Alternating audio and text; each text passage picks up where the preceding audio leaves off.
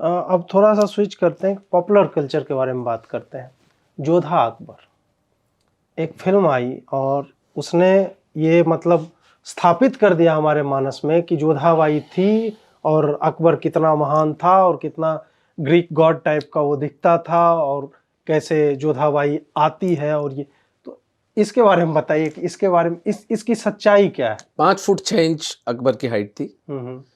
एक इतना बड़ा 2 बाई 2 सेंटीमीटर का मस्सा उसके गाल पे था। सांवले रंग का आदमी था और थोड़ा भारी शरीर में था, स्टॉकी था।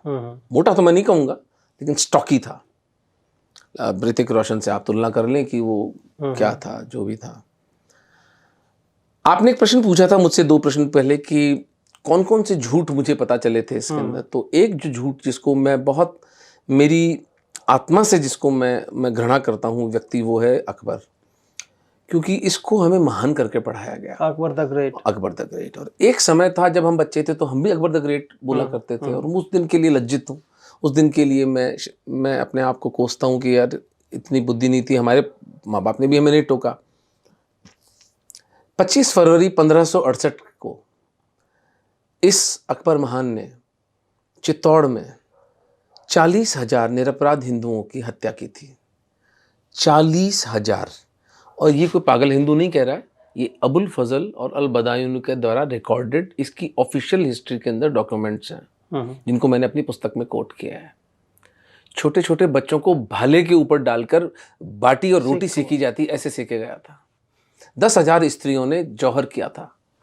8,000 मेवाड़ की सेना, साका कहते हैं उस घटना को, जब राजपूत चारों तरफ से एक किले में घिर जाते थे तो अपनी पत्नी, अपनी माँओं, अपनी बेटियों, अपनी परिवार की स्त्रियों, दासियों को सबको जलाकर, जिंदा अग्नि में जलाकर उस राख को अपने शरीर पर मलकर मरने निकल जाते थे। जितनों को मार सकता था एक राजपूत सेना, उतनों को मार के, और वो वीर गति को प्राप्त हो जाता था।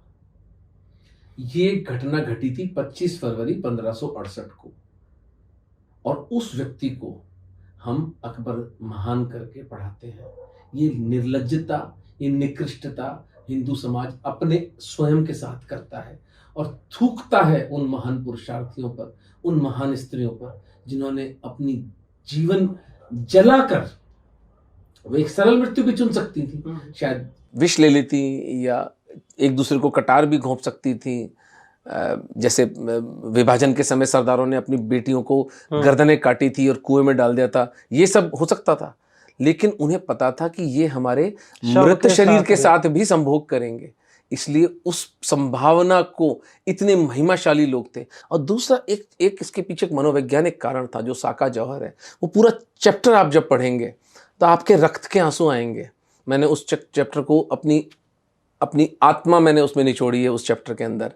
और जो कारण मैं बताना चाहता हूँ वो ये है कि एक मनोवैज्ञानिक कारण जो जौहर का, साका का होता था, वो ये था कि मीलों तक, 20 मीलों तक चित्तौड़ के कंगूरे से उठती वो चिताएं और उनके धुएं, उस घी और जले हुए मांस की गंध पूरे जनमानस में प्रवाहित होती थी कि हमारी स्त्रियां, हमारी महारानियां जल के मर गई इन राक्षसों के हाथ आने की बजाय।